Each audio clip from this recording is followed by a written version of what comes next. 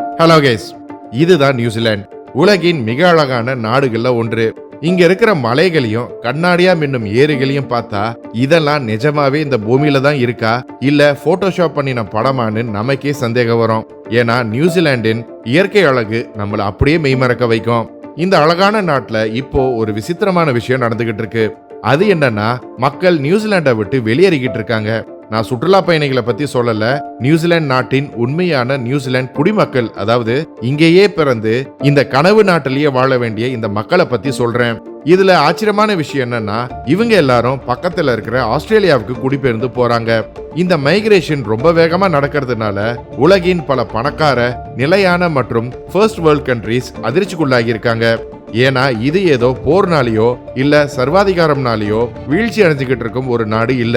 இது ஒரு தோல்வியற்ற நாடும் கிடையாது. இங்க சுத்தமான தெருக்கள், தரமான பள்ளிக்கூடங்கள், அமைதியான அரசாங்கம்னு ஒரு மனுஷன் நிம்மதியா வாழ என்ன தேவையோ அத்தனையும் இங்க இருக்கு. ஆனாலும் மக்கள் இங்க இருந்து பெருமளவுல வெளியேறிக்கிட்டு இருக்காங்க. சொர்க்கம் போல காட்சியளிக்கும் இந்த நாட்டை விட்டு நியூசிலாந்து குடிமக்கள் வெளியேற உண்மையான காரணம் என்ன? இன்னைக்கு வீடியோல இத பத்தி விரிவா பார்ப்போம், வாங்க.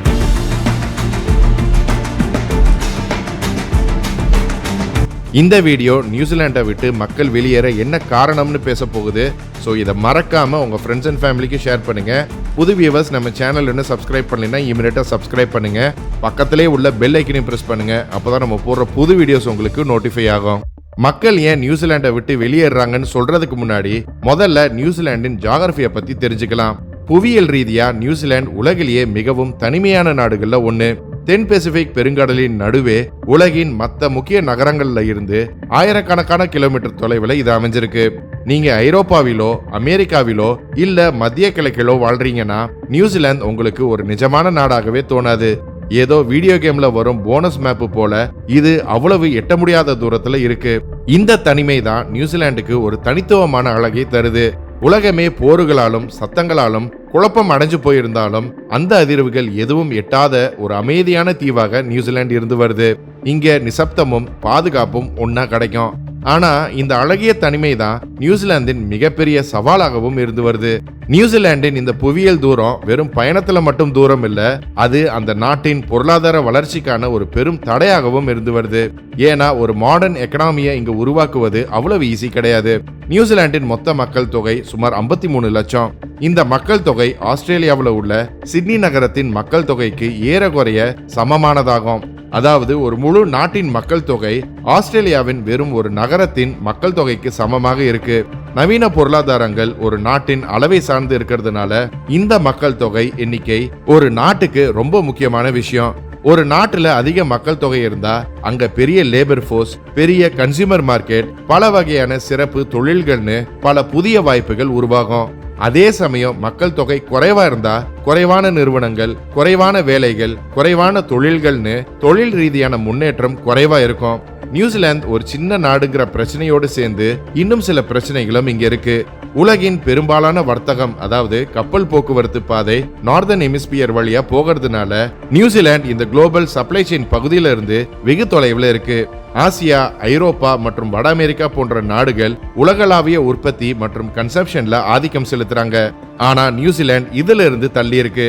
இந்த காரணம்னால நியூசிலாந்துல நடக்க வேண்டிய பல தொழில்கள் வேற நாடுகள்ல நடத்துறது நிறுவனங்களுக்கு மலிவாகவும் எளிதாகவும் இருந்து வருது. இதனால இந்த தொழில்கள் நியூசிலாந்துல நடக்கிறதும் கிடையாது. அதாவது பெரிய உற்பத்தி தொழிற்சாலைகளோ இல்ல உலகளாவிய பெரிய கார்ப்பரேட் நிறுவனங்களோ இங்க உருவாகாததுக்கு இதுவே முக்கிய காரணம். இதனால நியூசிலாண்டோட பொருளாதாரம் மற்ற நாடுகளை விட ரொம்ப வித்தியாசமா இருந்து வருது. இங்க பணம் சம்பாதிக்க நிறைய வழிகள் கிடையாது. இதுல இருந்து நம்ம ஒரு முக்கியமான விஷயத்த புரிஞ்சுக்கலாம். நீங்க நல்லா கவனிச்சு பாத்தீங்கன்னா நியூசிலாண்டோட பொருளாதாரம் ரெண்டு விஷயத்த நம்பிதான் இருக்கு. ஒன்னு விவசாயம், இன்னொன்னு ரியல் எஸ்டேட். இதுல ஒரு துறை மிக அதிக உற்பத்தி திறன் கொண்டது, ஆனா அது பலருக்கு வேலை வாய்ப்பை கொடுக்காது. இன்னொரு துறை பலருக்கு வேலை வாய்ப்பை கொடுக்கும், ஆனா அது ஒரு ஆபத்தான பொறி மாதிரி.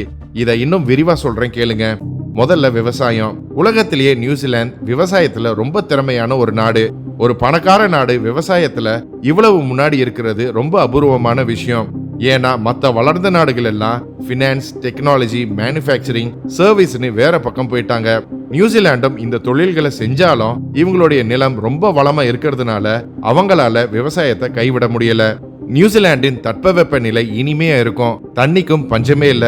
இது எல்லாத்தையும் விட ஒரு பெரிய விஷயம் என்னன்னா, நியூசிலாந்து சதர்ன் ஹெமிஸ்பியர்ல இருக்கு. அதாவது ஐரோப்பாவுல குளிர்காலம் நடக்கிறப்போ அங்க விவசாயம் பண்ண முடியாது. ஆனா அதே நேரத்துல நியூசிலாந்துல நல்ல விவசாயம் பண்ண முடியும். வட அமெரிக்கால பயிர் செய்ய முடியாத சீசன்ல நியூசிலாந்துல நல்ல அறுவடை பண்ணலாம். இதனாலதான் இங்க பால் பொருட்கள், கறி, பழங்கள்னு எல்லாத்தையும் உலக மார்க்கெட்டுக்கு, குறிப்பா பக்கத்துல இருக்கிற ஆசிய நாடுகளுக்கு அதிகமா ஏற்றுமதி செய்றாங்க. இது பாக்குறதுக்கு ஒரு பெரிய அட்வான்டேஜ் மாதிரி தெரிஞ்சாலும் இதுல ஒரு சின்ன சிக்கல் இருக்கு. இன்றைய காலகட்டத்துல பெரும்பாலான படிச்ச இளைஞர்கள் விவசாயத்தை அவங்க வாழ்வாதாரமா தேர்ந்தெடுக்கிறது இல்ல. அப்படியே அவங்க விவசாயம் செய்ய ஆசைப்பட்டாலும் அங்க அவங்களுக்கு போதுமான வேலை வாய்ப்புகள் கிடைக்கிறது இல்ல. காரணம், நியூசிலாந்தின் விவசாயம் பெருமளவுல மாடர்ன் அக்ரிகல்ச்சரை நோக்கி போயிருச்சு. அதாவது ஆட்டோமேஷன் ஆக்கப்பட்டது. அங்க உள்ள விவசாய பண்ணைகள் ரொம்ப மதிப்பு மிக்கவைன்றதுனால விவசாயிகள் அதிநவீன கருவிகளிலும் இயந்திரங்களிலும் தான் அதிக முதலீடு செய்றாங்க. AI, ரோபோட்டிக் மிஷின்ஸ் மற்றும் அட்வான்ஸ்ட் அக்ரிகல்ச்சரல் மிஷின்ஸ் பெரும்பாலான விவசாய வேலைகளை செஞ்சிரும். இதனால அங்க மிக குறைவான தொழிலாளர்களே தேவைப்படுறாங்க. நியூசிலாந்தின் பொருளாதாரத்தை முன்னேற்றும் ஒரு முக்கிய ஏற்றுமதி இயந்திரமா விவசாயம் செயல்படுவது உண்மையாக இருந்தாலும் ஒரு சராசரி இளம் பட்டதாரிக்கு அது சிறந்த ஒரு வேலை வாய்ப்பை வழங்கும் துறையாக இல்ல. அப்படின்னா அந்த நாட்டு இளைஞர்களுக்கு வேற என்னதான் வழி இருக்குன்னு நீங்க கேட்கலாம். இங்கதான் நியூசிலாந்தின் பொருளாதாரத்தின் 2வது முக்கிய தூண் வருது. அதுதான் ரியல் எஸ்டேட். நியூசிலாண்டை பொறுத்தவரை வீடுங்கிறது மக்கள் வசிக்கும் இடம் மட்டும் இல்ல, அதுதான் அந்த நாட்டின் பொருளாதாரமே. வீடுகளை வாங்குறது, விற்கிறது, கட்டுவது, வாடகைக்கு விடுறது, அதுக்கு நிதி அளிப்பது, நிர்வகிப்பது மற்றும் அதுக்கான விதிமுறைகளை உருவாக்குவதுன்னு அந்த நாட்டின் பெரும்பாலான பொருளாதார நடவடிக்கைகள் ரியல் எஸ்டேட்டை சுத்தியே நடக்குது. வீடுங்கிறது மக்கள் வாழ்வதற்கு ஒரு இடம்ங்கிற நிலையில இருந்து மாறி பணம் சம்பாதிக்கும் ஒரு பினான்ஸ் டூலாக நியூசிலாந்துல இருக்கு. பொதுவா ஒரு நாடு தன்னோட பொருளாதார வளர்ச்சிக்கு அசையா சொத்துக்களை மட்டுமே முழுமையா நம்பி இருந்தா இதுதான் நடக்கும். இதுதான் எல்லா பிரச்சனைக்கும் காரணமாகவும் இருந்து வருது. எப்படின்னு சொல்றேன் கேளுங்க. வீடு ஒரு முதலீட்டு பொருளா மாறியவுடன் அதோட விலை அங்க வாழும் உள்ளூர் மக்களின் சம்பளத்துக்கு ஏத்த மாதிரி இல்லாம உலகளாவிய முதலீடுக்கு ஏத்த மாதிரி அதிக விலைக்கு அசூர வேகத்துல உயர தொடங்கியது. இதனால வீடுகளின் விலை எப்பவுமே உயர்ந்துகிட்டே தான் இருக்கும்ங்கிற ஒரு மாய நம்பிக்கை அங்க உருவானது. இந்த காரணம்னால மிக குறைஞ்ச மக்கள் தொகையை கொண்ட ஒரு நாடாக நியூசிலாந்து இருந்தாலும் உலகிலேயே வீடுகளை வாங்க முடியாத அளவுக்கு அதிக விலை கொண்ட ஒரு நாடாக மாறியது. இதை கேட்க கொஞ்சம் விசித்திரமா இல்ல? நியூசிலாந்துல எங்க பார்த்தாலும் பறந்து விரிந்த காலியான நிலங்களையும் திறந்த வெளிகளையும் நம்மளால பார்க்க முடியும். இன்ஃபேக்ட் நம்ம சேனல்ல கூட 2 வருஷத்துக்கு முன்னாடி 80% நியூசிலாந்து நிலம் ஏன் காலியா இருக்குன்னு ஒரு வீடியோவை போட்டோம். இப்படி 80% நிலங்கள் காலியா இருக்கும் போது அங்க இருக்கும் வீடுகளின் விலை மட்டும் ஏன் இவ்வளவு அதிகமா இருக்குன்னு உங்களுக்கு தெரியுமா? இதுக்கு காரணம் இங்க இருக்கிற நிலம் மட்டும் இல்ல, அது எந்த இடத்துல இருக்கு, அந்த இடத்துல இருக்கிற அடிப்படை உள்கட்டமைப்பு வசதிகள் என்ன மற்றும் கட்டுமான செலவு எவ்வளவு ஆகும்ங்கிற விஷயங்களை பொறுத்து தான் இருக்கு. எல்லாத்தையும் விட நியூசிலாந்துல கட்டுமானம்ங்கிறது ரொம்ப விலை உயர்ந்த ஒரு விஷயமாகும். வீடு கட்ட தேவையான மூலப்பொருட்கள் எல்லாம் அதிக விலையானது. ஏன்னா இந்த மூலப்பொருட்கள் எல்லாம் வெளிநாடுகளில் இருந்து இறக்குமதி செய்யப்படுது. அதே போல இங்க தொழிலாளர்கள் குறைவுங்கிறதுனால அவங்களுடைய கூலியும் ரொம்ப அதிகம். மேலும் ஒரு சின்ன நாட்டுல கட்டுமானத்தை கட்டுப்படுத்துவது எளிதுங்கிறதுனால அதுக்கான விதிமுறைகளும் இங்க ரொம்ப கடுமையா இருக்கு. அதாவது ஒருத்தருக்கு நிலம் கிடைச்சாலும் அதுல ஒரு வீட்டை கட்டி முடிப்பதுங்கிறது சாமானிய மக்களுக்கு ரொம்ப விலை உயர்ந்த ஒரு விஷயமாகும். இன்னும் சொல்ல போனா இது நியூசிலாந்தின் யங் ஜெனரேஷன் மேல விழும் முதல் மிகப்பெரிய ஒரு மன அழுத்தமாக இருந்து வருது. சொந்தமா ஒரு வீடு வாங்கணும்னு அவங்க நினைச்சா கூட இது எட்டவே முடியாத தூரத்துல இருக்கிறது அவங்களுக்கு வேதனையை கொடுக்குது. சொந்த வீடுங்கிறது அவங்களுக்கு வெறும் கனவாகவே இருந்து வருது. இதனால நியூசிலாந்தின் பெரும்பாலான யங் ஜெனரேஷன் ஆஸ்திரேலியாவுக்கு மைக்ரேட் ஆக விரும்புறாங்க. நியூசிலாந்துல வீடுகளின் விலை இவ்வளவு அதிகமா இருக்கிறதுனால மட்டுமே நியூசிலாந்து மக்கள் பலரும் ஆஸ்திரேலியாவுக்கு குடிபெயர்ந்து வராங்கன்னு நான் சொல்ல வரல. ஏன்னா ஆஸ்திரேலியாவும் ரொம்ப விலை உயர்ந்த ஒரு நாடு தான். அங்க உள்ள சிட்னி மற்றும் மெல்போர்ன் நகரங்கள்ல வாழ்வது ரொம்பவே விலை உயர்ந்தது. அப்படி இருந்தும் நியூசிலாந்து மக்கள் ஏன் ஆஸ்திரேலியாவை நோக்கி படையெடுக்கிறாங்கன்னு உங்களுக்கு தெரியுமா? ஆஸ்திரேலியாவுக்கு மக்கள் போறதுக்கு வெறும் வீட்டு வசதி மட்டும் காரணம் இல்ல, அங்க இருக்கும் வாய்ப்புகள் தான் முக்கியமான காரணம். நியூசிலாந்து ஒரு சின்ன பொருளாதாரத்தை கொண்ட நாடுங்கிறதுனால அது ஒரு கொடூரமான யதார்த்தத்தை கொண்டு உள்ளது. அங்க போதுமான அளவு உயர்நிலை வேலை வாய்ப்புகள் கிடையாது. நீங்க ஒரு குறிப்பிட்ட ஸ்பெஷலைஸ்ட் ஃபீல்டுல வேலை செய்ய விரும்பினா உங்களுக்கு வேலை கொடுக்கக்கூடிய அளவுக்கு அங்க நிறுவனங்களின் எண்ணிக்கை ரொம்ப குறைவு. ஒரு கார்ப்பரேட்ல நீங்க படிப்படியா முன்னேற நினைச்சா அதுக்கான வாய்ப்புகள் அங்க ரொம்ப குறைவு. ஒரு எம்என்சி நிறுவனத்துல நீங்க வேலை செய்ய விரும்பினா ஆக்லாந்து நகரம் ஒன்றும் சிலிகான் வேலி மாதிரி கிடையாது. அதே போல உலகளாவிய நிதித்துறையில பணியாற்ற விரும்பினா ஆக்லாந்து சிங்கப்பூரும் கிடையாது. நீங்க ஹை லெவல் ரிசர்ச்ல ஈடுபட விரும்பினா அதுக்கான நிதி ஒதுக்கீடு நியூசிலாந்துல ரொம்ப குறைவு. உலகளாவிய அனுபவத்தோடு உங்க தொழிலை வளர்க்க நினைச்சா மிக விரைவிலேயே நீங்க ஒரு சீலிங்க அடைஞ்சிருவீங்க. இதுதான் தற்போது நியூசிலாந்துல வெளியே தெரியாத ஒரு மறைக்கப்பட்ட பிரச்சனையாக இருந்து வருது. நியூசிலாந்து வாழ்வதற்கு ரொம்ப அழகான நாடுதான். ஆனா தொழில் ரீதியா ஒரு பிரம்மாண்டத்தை கட்டமைப்பதற்கு அது ஏற்ற சக்தி வாய்ந்த நாடு கிடையாது. இதனாலதான் இளம் நியூசிலாந்து மக்கள் அவங்க சொந்த நாட்டை விட்டு வெளியேறாங்க. இவங்க நியூசிலாண்டை வெறுத்து போய் வெளியேறல, மாறாக இவங்க வாழ்க்கையில இன்னும் அதிகமா எதையாவது சாதிக்க விரும்புறதுனால நாட்டை விட்டு வெளியேறாங்க. இவங்க ஹைலி ஸ்கில்டு ஒர்க்கர்ஸ்களாகவும் அதிக ஊதியம் பெறுபவர்களாகவும் அதிக போட்டித்தன்மை உடையவர்களாகவும் மேலும் பரந்த தொடர்புகளை கொண்டவர்களாகவும் மாற விரும்புறாங்க. இது மட்டும் இல்லாம டாஸ்மன் கடலுக்கு அப்பால் மிக அருகிலேயே ஆஸ்திரேலியா இருக்கு. நீங்க ஒரு சின்ன நாடாக இருக்கும்போது உங்களுடைய அண்டை நாடுகள் ரொம்ப முக்கியம். நியூசிலாண்டை பொறுத்தவரை அந்த அண்டை நாடு தான் ஆஸ்திரேலியா. ஆஸ்திரேலியா வெறும் பக்கத்துல உள்ள ஒரு நாடு மட்டும் இல்ல, அது கலாச்சார ரீதியாகவும் நியூசிலாண்டோட ஒத்து போகுது. இரண்டு நாடுகளிலும் ஒரே மொழி, ஒரே வாழ்க்கை முறை மற்றும் ஒரே விளையாட்டு கலாச்சாரம் தான் இருக்கு. ஆனா மிகப்பெரிய வித்தியாசம் இதுல என்னன்னா, ஆஸ்திரேலியா ஒரு பெரிய நாடு. அங்க அதிக கார்ப்பரேட் நிறுவனங்கள் இருக்கு, அதிக தொழிற்சாலைகள் இருக்கு, அதிக மூலதனம் மற்றும் அதிக பல்கலைக்கழகங்கள் இருக்கு, அதிக தொழில் பாதைகள் மற்றும் அதிக பணம்னு எல்லாமே அங்க இருக்கு. இதனாலதான் வேற எந்த வளர்ந்த நாட்டிலும் நடக்காத ஒரு விசித்திரமான விஷயம் நியூசிலாந்துல நடக்குது. அதுதான் ஃபர்ஸ்ட் வேர்ல்ட் பிரெயின் ட்ரெயின். பொதுவா ஏழை நாடுகள்ல இருந்து பணக்கார நாடுகளுக்கு தான் அறிவுசார் மக்கள் போவாங்க. அதாவது நிலையற்ற இடங்கள்ல இருந்து நிலையான இடங்களுக்கு, போர் பகுதியில இருந்து அமைதியான இடங்களுக்கு மக்கள் போகிறது வழக்கம். ஆனா நியூசிலாந்து ஏற்கனவே நிலையானதாகவும் ஒரு பணக்கார நாடாகவும் தான் இருக்கு. இருந்தும் திறமையானவங்க அந்த நாட்டை விட்டு வெளியேறாங்க. ஏன்னா ஆஸ்திரேலியாங்கிறது நியூசிலாண்டின் ஒரு பெரிய வடிவம் மட்டுமே. அதன் சூழல் ஒரே மாதிரி இருப்பதோடு அங்க அதிக வாய்ப்புகளும் கொட்டி கிடக்கின்றது. ஆனா நிலைமையை இன்னும் மோசமாக்கும் இன்னொரு விஷயம் இங்க இருக்கு. இரு நாடுகளுக்கும் இடையேயான சட்ட ரீதியான உறவு அவங்களுக்கு இடையில நடைபெறும் மக்கள் பயணத்தை ரொம்ப எளிதாக்கி இருக்கு. அதே போல நியூசிலாந்து மக்கள் ஆஸ்திரேலியாவில மிக குறைவான கட்டுப்பாட்டுகளுடன் வாழவும் வேலை செய்யவும் முடியும். அவங்க எந்த ஒரு புது மொழியையும் கற்க தேவையில்லை. கலாச்சார ரீதியா அவங்கள மாத்திக்க வேண்டிய அவசியமும் இல்ல. ஆசியா, ஆப்பிரிக்கா இல்ல ஐரோப்பாவில இருந்து வரும் இமிகிரன்ட்ஸ் எதிர்கொள்ளும் எந்த கஷ்டங்களையும் நியூசிலாந்து மக்கள் சந்திக்க தேவையில்லை. இவங்க ரொம்ப சுலபமா இங்க வந்து செட்டில் ஆக முடியும். இதுல என்ன விசேஷம்னா, நியூசிலாந்து ஒரு தனித்துவமான பிரச்சனையில சிக்கி இருந்தாலும் அது ஆஸ்திரேலியாவுடன் நல்லா இணைக்கப்பட்டிருப்பதனால நாட்டை விட்டு ஆஸ்திரேலியாவுக்கு போறதுங்கிறது ரொம்பவே ஈஸியான விஷயமா இருந்து வருது. இப்படி நாட்டை விட்டு வெளியேறுவது ரொம்ப சுலபமா இருக்கிறதுனால பல நியூசிலாண்டர்ஸ், குறிப்பா இளம் வயதினரும் அதிக லட்சியம் கொண்டவர்களும் நியூசிலாண்டை விட்டு வெளியேறாங்க. ஒரு நாடு இப்படி திறமை மிக்கவர்களை இழக்கும் போது அதனால ஏற்படும் பாதிப்பு உடனடியா தெரிவதில்லை. அது கொஞ்சம் கொஞ்சமா தான் அந்த நாட்டுக்கு பாதிப்பை ஏற்படுத்தும். இந்த இளம் ஸ்கில்டு ஒர்க்கர்ஸ் தான் எதிர்கால புது தொழில்களை தொடங்குறவங்க. அதனால இந்த பாதிப்பின் வீரியம் இன்னும் அதிகமாகத்தான் ஆகும். இவங்க தான் எதிர்கால டாக்டர்ஸ், இன்ஜினியர்ஸ், சீனியர் மேனேஜ்மெண்ட் மற்றும் டாக்ஸ் ஆபீசர்ஸ்களாக ஆகுறாங்க. இவங்க தான் அடுத்த தலைமுறையின் வருங்கால பெற்றோராகவும் அந்த தலைமுறையின் வழிகாட்டிகளாகவும் இருப்பவங்க. மொத்தத்துல இந்த மக்கள் நாட்டை விட்டு வெளியேறும் போது நியூசிலாந்து தன்னோட மக்கள் தொகையை மட்டும் இழக்கல, அந்த நாட்டின் வளர்ச்சி வேகத்தையும் இழக்குது. இந்த மாபெரும் இடைவெளியை எப்படியாவது சரி செய்யணும்னு நியூசிலாந்து இப்போ வெளிநாட்டினரின் குடியேற்றத்தை ஆதரிக்குது. இது ஒரு லாஜிக்கலான நடவடிக்கைன்னு சொன்னாலும் இதுலயும் ஒரு சிக்கல் இருக்கு. நியூசிலாண்டின் மக்கள் நாட்டை விட்டு ஒரு புறம் வெளியேறினாலும் இன்னொரு பக்கம் மக்கள் தொகை வளர்ந்துகிட்டு தான் இருக்கு. ஆனா இந்த வளர்ச்சி வெறும் இமிகிரன்ட்ஸ் மூலமா மட்டும்தான் நடக்குது. பொருளாதாரத்தை இயங்க வைக்கிறதுக்கும் வயதான மக்கள் தொகையை ஆதரிப்பதற்கும் தொழிலாளர் பற்றாக்குறையை நிரப்புவதற்கும் இந்த இமிகிரன்ட்ஸ் வரவேற்கப்படுறாங்க. இது ஒரு சாதாரண விஷயமாக தெரிஞ்சாலும் இது நியூசிலாண்டின் நிலைமையை ரொம்ப விசித்திரமா மாத்துது. எப்படின்னா, ஒருவர் நியூசிலாந்துல ஒரு முறை நிலை பெற்று விட்டா அதுக்கப்புறம் அங்க இருந்து ஆஸ்திரேலியாவுக்கு போகிறது ரொம்ப எளிதா இருக்கிறதுனால பல இமிகிரன்ட்ஸும் ஆஸ்திரேலியாவுக்கு போக விரும்புறாங்க. ஆமாங்க, நியூசிலாண்டை இந்த இமிகிரன்ட்ஸ் ஒரு ஸ்டெப்பிங் ஸ்டோனாக பயன்படுத்துறாங்க. நியூசிலாண்டின் மைக்ரேஷன் பாதையே இப்படிதான் இருக்கு.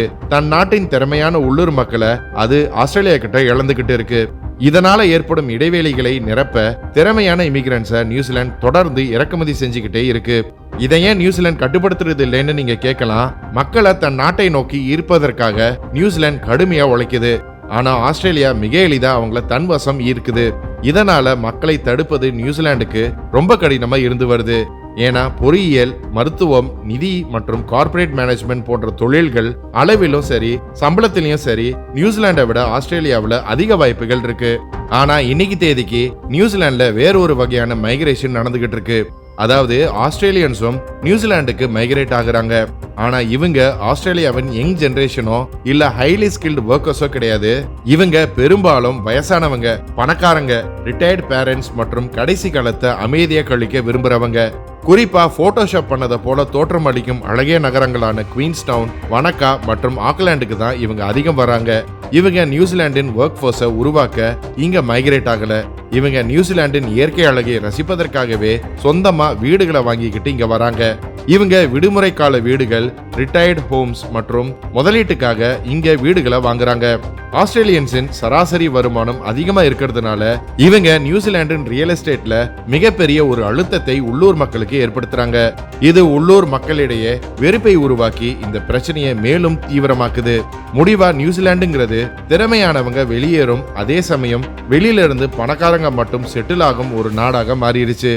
எல்லாம் சரி, நியூசிலாண்டிய இந்த பிரச்சனைக்கு இதுவரை ஒரு தீர்வு காணாம இருக்குன்னு நீங்க கேட்கலாம். அவங்க நாட்டு இளைஞர்களுக்கு நாட்டை கவர்ச்சிகரமானதாக மாத்த ஏதாவது புது திட்டம் கொண்டு வரலாமே. அதாவது சம்பளத்தை உயர்த்துவது, ரியல் எஸ்டேட் விலையை குறைப்பது, அதிக தொழிற்சாலைகள் கட்டுவது மற்றும் அதிக உயர்நிலை வேலைகளை உருவாக்குவது போன்ற தீர்வுகளை நியூசிலாந்து செய்யலாமேன்னு நம்ம ஈஸியா சொன்னாலும் அதெல்லாம் இங்க உண்மையிலே கொண்டு வருவது ரொம்ப கஷ்டம். ஏன்னா நியூசிலாண்டின் பொருளாதாரம் அப்படி இருக்கு. அதாவது நியூசிலாண்டின் இருப்பிடத்தை மாற்ற முடியாது, திடீர்னு ஒரு பெரிய உள்நாட்டு சந்தையை உருவாக்க முடியாது. இது எல்லாத்துக்கும் மேல இவங்கனால ஆஸ்திரேலியாவுடன் அவ்வளவு ஈஸியா போட்டி போடவும் முடியாது. ஏன்னா ஆஸ்திரேலியா ஒரு பெரிய நாடு மட்டும் இல்ல, அது ஒரு குளோபல் ரிசோர்ஸ் சென்டராகவும் இருந்து வருது. அதாவது அயன், ஓர், கோல் மற்றும் கேஸ் போன்ற பொருட்களை ஏற்றுமதி செய்யுது. மேலும் ஆழமான கேபிட்டல் மார்க்கெட்ஸை கொண்டு உள்ளது. இதனால வலுவான பண மதிப்பும் மிகப்பெரிய ஃபாரின் இன்வெஸ்ட்மெண்ட்ஸ்களையும் கொண்டு உள்ளது. அதாவது ஆஸ்திரேலியா கிட்ட அதிக பணம் புழக்கத்துல இருக்கு, அதிக வேலைகள், அதிக சம்பளம் மற்றும் அதிக வாய்ப்புகள் இருக்கு. நியூசிலாந்துனால ஆஸ்திரேலியா மாதிரி அவங்களுடைய சூழ்நிலையை சரி செய்ய முடியாது. அப்படியே ஒருவேளை சம்பளத்தை உயர்த்தினா செலவுகள் அதிகரிக்கும். செலவுகள் அதிகரிச்சா ரியல் எஸ்டேட் இன்னும் விலை உயர்ந்ததாக மாறும். ரியல் எஸ்டேட் விலை உயர்ந்தா இன்னும் அதிகமான இளைஞர்கள் நாட்டை விட்டு வெளியேறுவாங்க. இது ஒரு சைக்கிள் மாதிரி தொடர்ந்து நடந்துகிட்டே இருக்கும். நியூசிலாண்டை பத்தி இன்னொரு கசப்பான உண்மை என்னன்னா, இது வாழ்வதற்கு உலகின் சிறந்த நாடுகள்ல ஒன்றாக இருந்தாலும் இது பணம் இருக்கிறவங்களுக்கும் பெரிய தொழில் இருக்கிறவங்களுக்கும் ஏற்கனவே இங்க சொத்து வச்சிருக்கிறவங்களுக்கும் வாழ்க்கையில நல்ல நிலையில இருக்கிறவங்களுக்கும் தான் பொருந்தும். அதுவே நீங்க ஒரு இளைஞரா இருந்து உங்க வாழ்க்கையை முன்னேற்ற நினைச்சா பொருளாதாரம் சின்னதா இருக்கும் இந்த நாட்டுல உங்களுக்கு பெருசா வாய்ப்புகள் இங்க இல்லைங்கிறது தான் உண்மை. அதனாலதான் எல்லா மனிதர்களும் எப்பவும் செய்யற அதே விஷயத்த நியூசிலாந்து மக்களும் செய்யறாங்க. அதாவது எங்க வாய்ப்பு இருக்கோ அங்க போறாங்க. அப்படின்னா நியூசிலாண்டின் எதிர்காலம் என்ன ஆகும்னு நீங்க யோசிக்கலாம். நிச்சயமா இதனால நியூசிலாந்து அழிஞ்சு போக போறதில்ல, அந்த நாடு தோல்வியுற்ற நாடாகவும் மாற போறதில்ல. எந்த ஒரு நாடும் தன் மக்களை இழந்தாலும் உயிர் வாழ முடியும். ஆனா அதோட ரொம்ப லட்சியமிக்க இளம் தலைமுறையை இழந்தா அது எதிர்காலத்துல ஒருபோதும் முன்னேற முடியாது. இறுதியில அது இளைஞர்களுக்கு வாய்ப்பில்லாத முதியவர்களுக்கு மட்டுமே வாழும் ஒரு இடமாக மாறிடும். சொத்து வாங்குவதும் விற்பதுமே பிரதான விளையாட்டாக மாறும் ஒரு இடமாக இருக்கும். பொருளாதாரம் வெறும் ஒரு சுழற்சியாக இருக்கும் ஒரு இடமாக மாறும். அப்படி நடந்தா நியூசிலாந்து பலரும் ஏற்கனவே அஞ்சும் ஒன்றாக மாறிடும். ஆமாங்க, ஒரு அழகிய சுற்றுலா தலமா, ஒரு ஆடம்பரமான காத்திருப்பு அறையா, ஒரு கனவு தேசமா மட்டுமே தோற்றமளிக்கும். ஆனா உண்மையிலேயே அது ஒரு விலை உயர்ந்த ரிட்டையர்மெண்ட் லொகேஷனாக மட்டும்தான் இருக்கும். ஓகே கைஸ், இன்னைக்கு வீடியோ அவ்வளவுதான். நியூசிலாண்டை விட்டு மக்கள் வெளியேற வேற என்ன காரணம் இருக்கும்னு நீங்க நினைக்கிறீங்க? உங்க பதில கமெண்ட்ஸ்ல சொல்லுங்க. இந்த வீடியோ பிடிச்சிருந்தா லைக் பண்ணுங்க, ஷேர் பண்ணுங்க. போன வீடியோல கமெண்ட் பண்ண 10 பேரை பார்ப்போம்.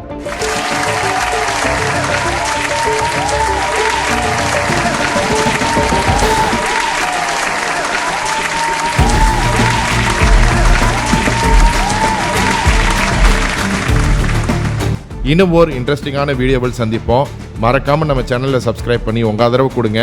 Until then, stay safe. Signing off. நன்றி.